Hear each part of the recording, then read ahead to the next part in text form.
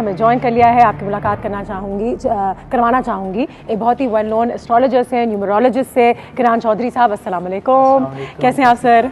बिल्कुल ठीक ठाक, और देखने वालों को भी अस्सलाम वालेकुम। वालेकुम अस्सलाम देखने वालों की तरफ से। सर अगर हम आज भी अगर आपसे आम लफ्ज़ों में पूछें कि एस्ट्रोलॉजी, न्यूमरोलॉजी, मुझे बताइए कि इसकी स्टडी क्या है और ऑथेंटिक लोगों को कैसे हम ढूंढें, क्योंकि हम बाज़ औक़ात कहते हैं हम इन चीज़ों पे यकीन नहीं करते और हमें वो कोई मिले थे, उन्होंने ये कह दिया था और हमसे इतने पैसे ले लिए थे और कुछ भी नहीं हुआ और इजाज़त नहीं है इन चीज़ों की। इस पर क्या कहना चाहेंगे? देखिए, कोई भी फील्ड है, सबसे पहले तो आपको जो अच्छा इंसान है उसमें एक्सपर्ट है या एक्सपर्टीज़ है जिसकी उसमें, तो हमें उसको ढूंढना होता है किसी भी फील्ड के अंदर, चाहे वो में है। बिल्कुल चाहे वो डॉक्टर है तो वो भी अताई डॉक्टर हो सकता है। बिल्कुल सही है। जहाँ तक न्यूमरोलॉजी एस्ट्रोलॉजी की हम बात करते हैं तो जाहिर सी बात है इसमें बहुत हकीकत है, बल्कि ये ऑलमोस्ट है ही हकीकत। लेकिन अच्छे इंसान को ढूंढने के लिए जो एक्सपर्ट है, सबसे पहली बात तो ये है कि प्रेडिक्शंस हैं कि जो अगर आप अपनी प्रेडिक्शंस लेके नहीं आजमाना चाहते, क्योंकि उसमें बहुत सारे पैसे वेस्ट हो सकते हैं आपके, तो आप चेक कर सकते हैं कि ऐसा कौन सा इंसान है जो आपके हालात के बारे में, आपके कंट्री को लेके मुख्तलिफ टॉपिक्स पे प्रेडिक्शंस दे रहा है और वो सही होती हैं या नहीं होती।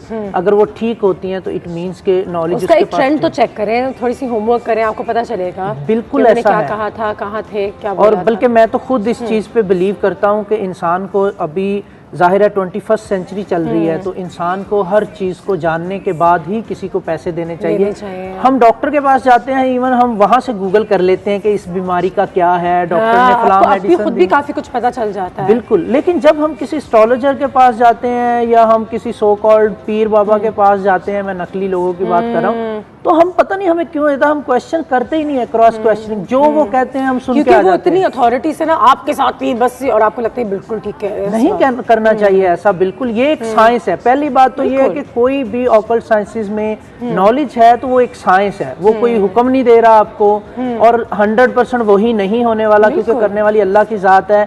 90% 95% इसमें एक्यूरेसी होती है। लेकिन ये कहते हैं कि अगर आपको पता चल जाए 19-20 के आपके साथ शायद ऐसा होगा या आने वाले दिनों में कुछ ऐसा है, और आप उस पर अगर मज़ीद मेहनत करें, अगर आप उस पर दिल लगा के काम करें, जैसे कोई नौकरी है या इमिग्रेशन है या शादी है, तो कहते हैं कि थोड़ी बहुत आपकी किस्मत और फिर थोड़ा बहुत आपका अपनी मेहनत, कि मैं अगर सिर्फ बैठे रहूँ और अगर कहें कि परसों आपकी शादी हो जाएगी, तो अगर मैं खुद बैठ के कुछ ना करूँ तो शायद ऐसा ना हो। जी बिल्कुल। इसमें देखें, मैं हमेशा से अपने शोज़ में यही कहता आया हूँ, आज भी मैं लोगों को यही कहना चाहूँगा कि जो सक्सेस है ये ब्लेंड है दो चीज़ों का, हार्ड वर्क और लक। इनमें से एक फैक्टर भी आप माइनस कर दें तो आप कामयाब नहीं कहला सकते। बिल्कुल सही है, बिल्कुल अगर किस्मत आपको टाइम बाय टाइम सपोर्ट कर रही है तो आप कहीं ना कहीं कुछ थोड़ी सी गेन्स आपको हो जाएंगी, उसके बाद फिर आप वहीं पे होंगे। अगर हार्ड वर्क है तो हार्ड वर्क उस बंदे से ज्यादा कोई नहीं करता, वो सुबह से शाम जो ईंटें तोड़ता है और 500 रुपए कमाता है। एस्ट्रोलॉजर्स जो होते हैं लोग, उनसे ये उम्मीदें बड़ी वाबस्ता रखते हैं कि हमारी जिंदगी बिल्कुल खुशहाल हो जाएगी।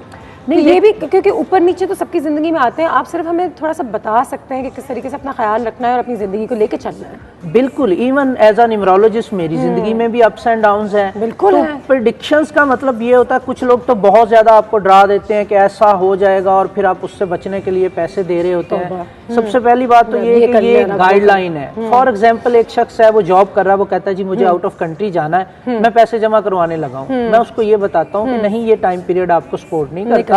इस टाइम पीरियड में आप वीज़ा के लिए पैसे जमा करवाएंगे तो आपका लॉस हो सकता है, आपके साथ फ्रॉड हो सकता है, या हो सकता है वहाँ पे जाके सक्सेसफुल वीज़ा ना मिले शायद इस वक्त। बिल्कुल ऐसा है, ये गाइडलाइन है। इसी तरह जॉब में होता है कि जो लाइन आपको सपोर्ट करती है, अब जो लाइन हम कहते हैं बाय बर्थ आपको सपोर्ट करती है, काम के हवाले से जो चीज़ आपको सपोर्ट करती है, फॉर एग्जाम्पल IT सपोर्ट करती है किसी बंदे को, तो इसका मतलब ये है कि वो IT का काम करेगा, उसमें जल्दी आगे जाएगा क्योंकि IT में उसका दिल लग रहा है। और जिस काम में आपका दिल लग रहा है ऑटोमेटिक आप करेंगे।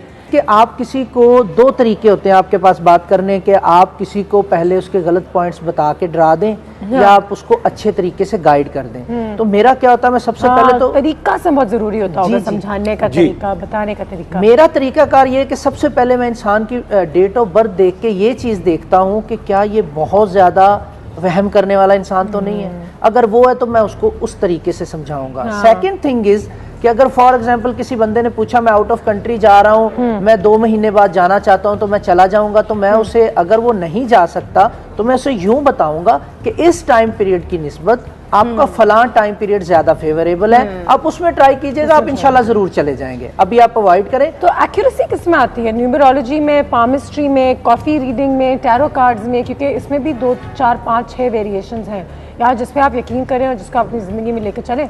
देखिए, मेरा ये मानना है कि हूँ तो मैं एज अ न्यूमरोलॉजिस्ट यहाँ पे मैं ये बात कहूँगा कि एक्यूरेसी हर उस साइंस में आनी चाहिए जिसको करने वाला इंसान काबिल है। बस सही। अभी मेरी इनसे यही बात हो रही थी कि आप अगर टैरो कार्ड में कार्ड निकालते हैं 5 मिनट बाद दोबारा तो क्या होगा? उन्होंने कहा कि 6 महीने का टाइम पीरियड। तो मैंने कहा यस, मैं अपनी ऑकल्ट साइंसेज में जितनी दूसरी साइंसेज हैं क्रॉस चेक रखता हूँ हमेशा, और करना भी चाहिए। तो मतलब ये है कि एक्यूरेसी आनी तो सब में चाहिए। अब आपकी एक्सपर्टीज किस में है ये मैटर करता है। अगर आप अच्छे न्यूमरोलॉजिस्ट या अच्छे एस्ट्रोलॉजर के पास जाएंगे तो दोनों में सेम चीज आनी चाहिए और एक्यूरेट होनी चाहिए। और अगर आप किसी ऐसे बंदे के पास चले जाएंगे ये उस बातों की हद तक है तो फिर एक्यूरेसी तो क्या, फिर रीडिंग्स भी ठीक नहीं है। Numerology, astrologers, tarot card readers को कि ये काम सही नहीं है, ये हमें कराना नहीं चाहिए, ये गलत है, और जितना आप इस पे यकीन करेंगे उतना आप उसमें गहरा फंस जाएंगे।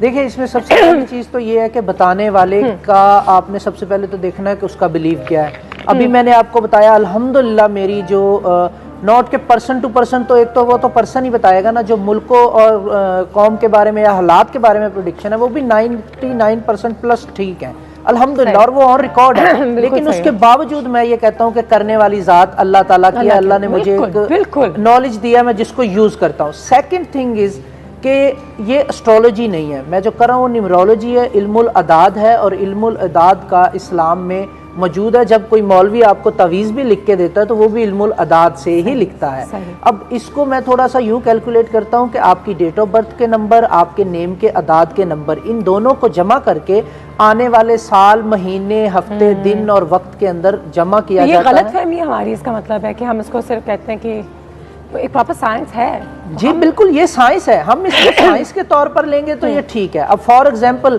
डॉक्टर भी आपको प्रेडिक्शन दे रहा होता है ना कि अगर आपने नेक्स्ट टाइम आइसक्रीम खाई तो आपका गला खराब हो जाएगा। हम उसको नहीं कहते कि ये इस्लाम से बाहर हो गया। अगर डॉक्टर आपको ये कहता है कि इसको ले जाओ, ये नहीं बच सकता, 1 महीने के अंदर अंदर मर जाएगा, इसकी खिदमत कर लो, हम ये नहीं कहते कि यार तुमने जो है वो खुदाई दावा कर दिया। हम उसको बिलीव कर लेते हैं क्योंकि हम उसको डॉक्टरी को एज अ साइंस समझ चुके हैं। हम इसको समझना नहीं चाहते।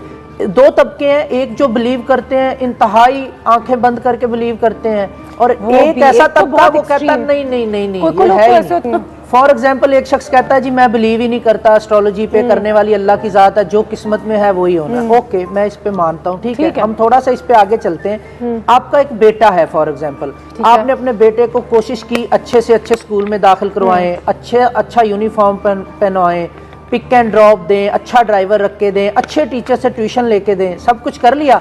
अब अगर आपका बेटा नहीं पढ़ सका तो आपने कहा लो जी ये तो किस्मत थी। हाँ, तो मेरी ही कोई गलती होगी, कोताही होगी, जिसकी वजह से अल्लाह ने मुझे ये सजा दी। तो आपने बेटा पैदा होने पर फैसला क्यों नहीं किया कि मैं नहीं स्कूल में भेज रहा, भाई किस्मत हुई तो पढ़ जाएगा। देखिए, अल्लाह ताला ने आपके हाथ में एक्शन लेने की, डिसीजन लेने की पावर रखी है। यही वो से है कि इंसान अपनी किस्मत खुद बनाता है, ठीक है। तो इंसान अपनी किस्मत ऐसे ही बनाता है कि अल्लाह ताला ने आपको एक ताकत दी है, आप सोचें, फैसला करें, वो आपने करना है। अगर मैंने यहाँ से लाहौर जाना है तो मुझे कराची एयरपोर्ट से लाहौर का टिकट परचेज करना, अगर मैं दुबई का ले लूंगा तो ये मेरी नहीं पहुंचूंगा, किस्मत की गलती नहीं है। मैं उल्टा अपनी मंजिल से दूर हो जाऊंगा। लाइफ ये सेम चीज पेस्ट होगी लाइफ पे कि आप लाइफ में डिसीजन गलत लेके रॉन्ग सिमत में ज्यादा मेहनत कर रहे होते हैं और फिर कहते हैं देखें जी मैंने डबल टिकट के पैसे भरे और मैं अपनी मंजिल से डबल दूर हो गया, जबकि दूसरा ट्रेन पे भी पहुंच जाएगा आपसे पहले, बस पे भी पहुंच जाएगा, आप प्लेन पे भी अपनी मंजिल से दूर हो गए। अंजू, वो ये है कि आपने कहा कि अगर आप एयरपोर्ट जाएं और लाहौर जा रहे हो, लेकिन अगर दुबई का टिकट ले लिया तो दुबई पहुंच जाएंगे। बिल्कुल सही है, लाहौर नहीं पहुंचेंगे। कहने का मकसद ये है कि how do you make the right decision. Lahore पहुंचना ही है, वो हमें कैसे पता चलता है? राइट और रॉन्ग तो है 2 चीज़ें, लेकिन एक इंसान को कैसे पता चलता है कि ये मेरे लिए बेहतर है? आपके थ्रू, और फिर आप कहते हैं कि वो गारंटी नहीं कर सकते हम ये बात कि आपने ये डिसीजन लेना चाहिए इस वक्त। देखिए, what is the right decision? थोड़ी देर पहले मैंने ये चीज़ बताई थी, मैं दोबारा, कि कामयाबी जो है, सक्सेस, उसमें 2 फैक्टर चाहिए, hard work plus luck. Luck पे गाइडलाइन हमने देनी है कि ये चीज़ आपके लिए लकी है। लकी मीन्स के कम मेहनत से मिल जाना, ठीक है जी। स्ट्रगल नहीं करना पड़ेगी। Struggle is that's a different thing, hard work is that's a different thing. Hard work is के थोड़ी सी लक मिली, आप सक्सेसफुल हो गए, और स्ट्रगल ये है कि आप करते रहे हार्ड वर्क, कोई लक नहीं है, कोई सक्सेस नहीं है। तो आपने सही डायरेक्शन में मेहनत करनी है। एक छोटी सी एग्जांपल दूंगा, एक शख्स सुबह से शाम तक मजदूरी करता है, ईंटें उठाता है, वो 500 रुपये शाम को लेता है। एक शख्स ऑफिस में बैठ के सिर्फ सिग्नेचर करता है, वो 50,000 रुपये महीने के लेता है। मेहनत कौन ज्यादा कर रहा है? वही ईंटें उठाने वाला, लेकिन लक सपोर्ट कर रही है उस इंसान को जो सिर्फ सिग्नेचर करने के 50,000 रुपये ले रहा है। तो उसने सही डायरेक्शन में मेहनत की और पढ़ाई की, वो बेचारा गलत डायरेक्शन में मेहनत कर रहा है, उसको रिवॉर्ड नहीं मिल रहा। लक का और मेहनत का दोनों फैक्टर होंगे तो आप सक्सेसफुल हो सकते हैं, अदरवाइज नहीं। और अगर ये कुछ चीज़ें पता करानी चाहिए, कितना डिपेंड करना चाहिए एक बार फिर 50% 40%, क्योंकि एक बार फिर जब मैं आपकी बातें सुनी मुझे लग रहा है कि मैं फ़ोन करूँ, फिर मुझे लगता है फिर मैं फंस ना जाऊँ, फिर मैं किनान साहब के बगैर कुछ कर नहीं सकूँगी अपनी ज़िंदगी में। नहीं, उसमें ये होता है कि सबसे पहले तो एक चीज़ है गाइडलाइन, दूसरी चीज़ ये है कि हम आपको ये बताएंगे कि आपका टाइम पीरियड कौन सा अच्छा चल रहा है, किस चीज़ के लिए। सफ़र के लिए अगर आप चाह रही हैं तो वो टाइम पीरियड कौन सा आपको सपोर्ट कर रहा है, जॉब चेंज करने के लिए कौन सा टाइम पीरियड सपोर्ट कर रहा है। ठीक है। दूसरी चीज़ है रेमेडीज आपको हेल्प करती हैं आपकी नेगेटिविटी को रिमूव करने में। बिल्कुल। एक बात ऐड करना चाहूँगा, एक छोटी सी बात, मैं आपको एक चैलेंज देती हूँ। हाँ, आपके घर में आपके दोस्त, बहन भाई, टीचर सब आपको हमें बताते हैं यार तुम में ये चीज़ बड़ी खामी है, अगर तुम इसको दूर कर लो बड़े ऊपर जाओगे, वो सही कहते हैं, लेकिन हम समझने के बावजूद, जानने के बावजूद अपनी खामी दूर नहीं कर सकते। उसको रिमूव करने में हमें हेल्प चाहिए होती है। अपनी कुछ रेमेडीज हैं, कुछ ऐसी चीजें हैं जो नेगेटिविटी को दूर करती है। कोई लोग हैं जो ये चीज़ें नहीं कराते, वो भी सक्सेसफुल तो हो जाते हैं। ये मेरा चैलेंज जो आया था कि a lot of people don't get anything done, कि ठीक है, अल्लाह माले कि भाई और नियत साहब मंजिल आसान, हम मेहनत कर रहे हैं, और जब तक वो ये चीज़ों में पढ़ते नहीं हैं तो वो सही रहते हैं। कि बाज़ लोग ये चीज़ों में पढ़ते ही नहीं हैं और उसके बावजूद बड़े सक्सेसफुल होते हैं, वो बड़ी मेहनत करते हैं। वेस्ट में बहुत ही है कि वो दे वर्क हार्ड, उन्होंने दुनिया बदल दी, इंटरनेट ले आए, ये कर दिया वो कर दिया, उन्होंने कभी कुछ पढ़ा नहीं, कुछ देखा नहीं, कुछ सोचा नहीं। बिल्कुल आप सही कह रहे हैं। मजहब भी नहीं होता उनका बाज़ तो। मैं हमेशा कहता हूं कि अगर आपकी जो डेट ऑफ बर्थ है वो ये डिसाइड करती है कि आप किस नेचर के इंसान हैं, आपको कैसी चीज़ें पसंद है, गुस्सा कब आता है, क्या है, ये तो आपके नेचर के बारे में बताती है आपकी डेट ऑफ बर्थ। आपका नेम डिसाइड करता है आप एक्शंस कहाँ पे लेते हैं। ठीक है। अब कामयाबी के लिए जो आप सोच रहे हैं उस पर एक्शन लेना जरूरी है। अगेन, अगर मुझे डॉक्टर बनना है तो मेडिकल में एडमिशन लेना जरूरी है। अगर इंजीनियरिंग में एडमिशन लेके मैं पूरी दुनिया में टॉप कर लूंगा तब भी मैं डॉक्टर नहीं बन सकता। फिर मैं कहूंगा मैंने मेहनत भी डबल की और 50% मार्क्स लेने वाला मेडिकल में डॉक्टर बन गया। और या हम जो माँ बाप अनजाने में अपने बच्चों को प्रेशर डालते हैं कि तुम डॉक्टर ही बनोगे, बिल्कुल, जबकि वो बेचारा मेडिकल का स्टूडेंट ही नहीं है। अब होता ये है, फॉर एग्जाम्पल बाज़ दफा ये होता है कि बाय बर्थ आपका नेम लकीली उसके जो अदाद हैं, स्पेलिंग्स हैं, वो आपकी डेट ऑफ बर्थ के साथ लकीली कंपैटिबल हो गए। जब आपके नेम के अदाद आपकी डेट ऑफ बर्थ के साथ कंपैटिबल होंगे तो आप 5 साल की एज से ही, 5 साल के बाद इफेक्ट करना शुरू होता है। आप फोकस्ड हो जाएंगे कि मुझे क्या करना है, वरना तो 25 साल की एज तक बच्चा ये सोचता रहता है गारंटी के साथ मैंने करना क्या है। तो जब आपका नेम आपकी डेट ऑफ बर्थ के साथ कंपैटिबल है तो आप बचपन से खुद ही फोकस्ड होंगे कि मैंने ये बनना है, और आप वो बनते हैं क्योंकि आपकी तमाम पॉजिटिव एनर्जीज उस चीज पे लगी होती हैं। अगर आपका नेम आपकी डेट ऑफ बर्थ के साथ कंपैटिबल नहीं है तो आप सोच कुछ और रहे होते हैं, कर कुछ और रहे होते हैं, और फिर रिजल्ट वही आता है कि जी मैं टॉप करके भी डॉक्टर नहीं बना और वो पासिंग मार्क्स लेके डॉक्टर बन गया। हाँ, लेकिन उनका हाल पढ़वाते हैं, उन पे जादू कर देते हैं, जो ऐसी चीजें होती है, क्योंकि हम किसी पे जादू तो कर सकते हैं नहीं। देखिए, सबसे पहली बात तो ये पाकिस्तान में सबसे ज्यादा बोला जाने वाला झूठ जो है ना, सॉरी टू से, ये जादू वाला है। सही बात। मेरे करियर को तकरीबन 6-7 साल हो गए, मैंने आज तक एक सिंगल कॉल नहीं मेरे पास आई कि किसी ने कहा यार मुझसे 10,000 रुपए या 20,000 रुपए ले लो, किसी पे जादू करवाना है।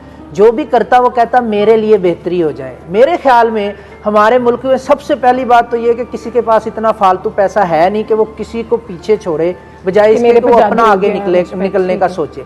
सेकंड थिंग, जादू होता तो है, बिल्कुल होता है, लेकिन ये नहीं कि अब हर केस हर किसी को कर दे, आसानी से नहीं होता। लाखों में से किसी एक पे हो सकता है, और वो होता है जब इंसान का बैड टाइम चल रहा होता है, बैड पीरियड जिसको कहते हैं, उस वक्त में इंसान के ऊपर जादू सबसे ज्यादा अटैक करता। अगर उस वक्त में कोई ट्राई करता आपको जादू करने की तो आप पे सबसे ज्यादा इफेक्ट करता जादू। बिल्कुल होता है, लेकिन हर किसी को नहीं होता कि मतलब हर कोई बंदा दूसरे, अब जो बताने वाले वो तो हर तीसरे बंदे को, मुझे भी किसी ने एक दफा बताया जब मैं इस फील्ड में नहीं आया था कि आपके ऊपर बहुत सख्त जिन है और वो आपकी नजर जान ही नहीं है, ये छोड़ेगा। है, मैं आपके कहता हूँ वो जिन अच्छा है, अगर वो मुझे यहाँ तक ले आया मेरे साथ। यही तो मैंने भी हेल्प कर रहा है मुझे। जिन है, नजर है, मैं कहाँ हाँ। जाऊँ, मैं क्या बोलूँ अब इनसे, अब क्या किस्मत एक कितनी खराब है। चीज अब देखें, नेम जो होता है ना, बाज दफ़ा ये होता है कि डेट ऑफ बर्थ के साथ कंपैटिबल नहीं होता, लेकिन नेम के अदाद इट सेल्फ लकी होते हैं। उसमें क्या होता है कि अगर आपकी डेट ऑफ बर्थ में रिलेशनशिप से रिलेटेड खामियां है ना, तो आपको फेम मिल जाएगा, करियर अच्छा हो जाएगा, रिलेशनशिप के प्रॉब्लम सॉल्व नहीं होंगे। अगर लेकिन आपका आपसे एक चीज कहूँ सर कि क्या जिंदगी पूरी परफेक्ट होती है? नहीं उसका होती। काम अच्छा होता है क्या? उसके रिलेशनशिप भी अच्छे अगर- होंगे तो उसके माँ बाप भी खुश होंगे, तो उसकी पढ़ाई लिखाई भी टॉप क्लास होगी, तो उसके बच्चे भी कामयाब होंगे। जिंदगी ऐसी तो नहीं चलती। बिल्कुल। अब मैं आपको एक बात बताता हूँ। अमीर ज़्यादा सियासतदानों को देख ले, उनके बच्चे परेशान हैं, तो किसी के बच्चे ने ड्रग्स की हुई हैं, तो कोई कहीं फंसा हुआ है, तो उनकी पर्सनल लाइफ मुतासिर होती है।